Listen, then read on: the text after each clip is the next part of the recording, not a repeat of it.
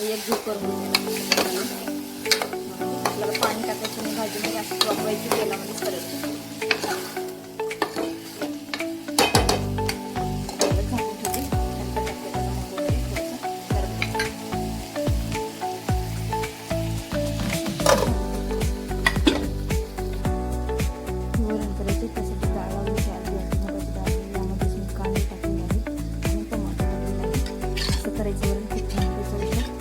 टाकून द्यायची लगेच डाळी उकडताना.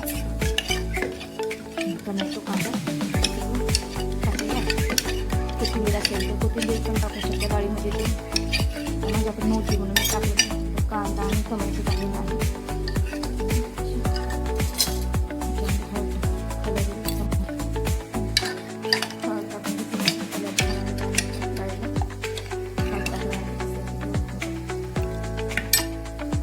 डाळीमध्ये बिर्याणीच्या सुद्धा टाकू शकता तुम्ही. असं तडका मारू शकता कांदा लसूण टाकून. आणि माझ्या इथं ॲसिडिटी होती म्हणून मी हिरव्या मिरची वापरली नाही. तुम्ही लाल मिरची वापरणार आणि तडका मारता त्यामुळे हिरव्या मिरची टाकू शकता.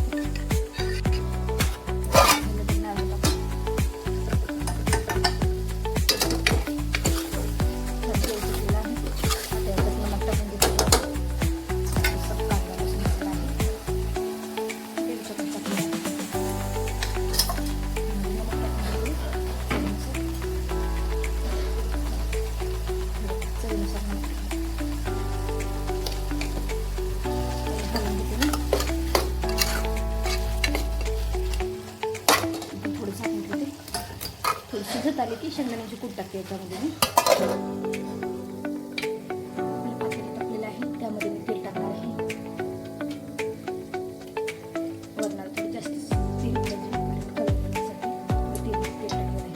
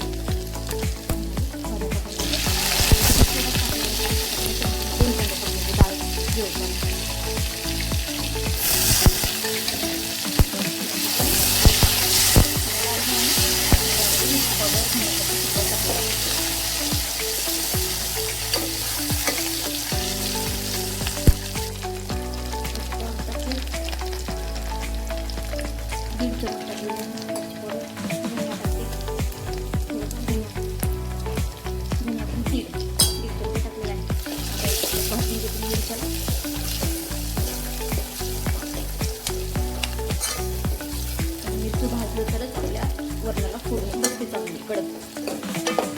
ते वरण चविष्ट लागते खायला. ते बघा मिरची भाजलेलीच आहे. आता मी डाळ टाकून देते.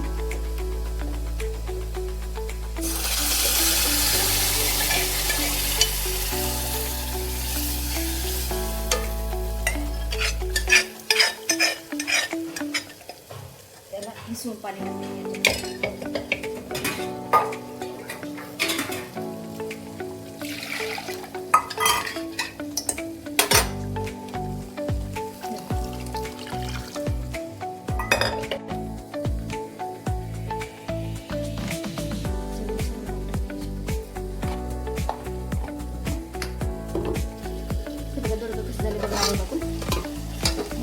एकच नंबर झालेला आहे. मस्त पाणी सुटलेलं आहे. त्याच्या अंगच पाणी सुटलेलं आहे. आपण एक थेंब पाणी टाकलं नाही. त्याचं कवळं दौड घालायला मस्त चविष्ट भाजी होते. बघा छान पाणी सुटलेलं आहे आणि शिजत पण आलेलं आहे. शेंगदाण्याचं टाकून होते शिजलं आहे. त्यामध्ये शेंगदाण्याचं कूट टाकलं. शेंगदाण्याचं कूट टाकलं. भाजी कवळीत आहे दीड करून टाकलेलं आहे. खूप झालं जास्त भाजी नाही आहे.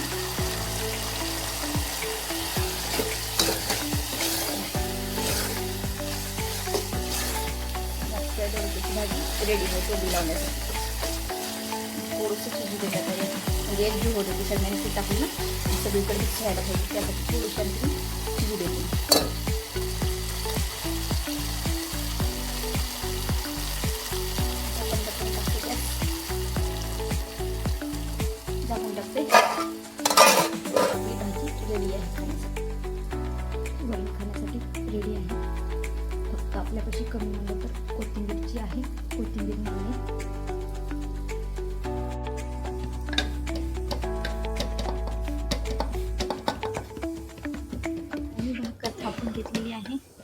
बोलवण्याची भाकर थापलेली आहे. आता मी गॅसवरती टाकत आहे. दुसरी भाकर आहे गॅसवरती, तिला छान भाजून घेतलेली आहे. मस्त फुगलेली आहे.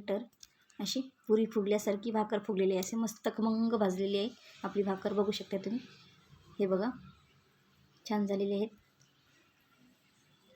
आता झालेली आहे भाकर काढून घेणार आहे मी. दुसरी भाकर तव्यावर टाकणार आहे. व्हिडिओला लाईक करा, शेअर करा, कमेंट करा, सबस्क्राईब करा.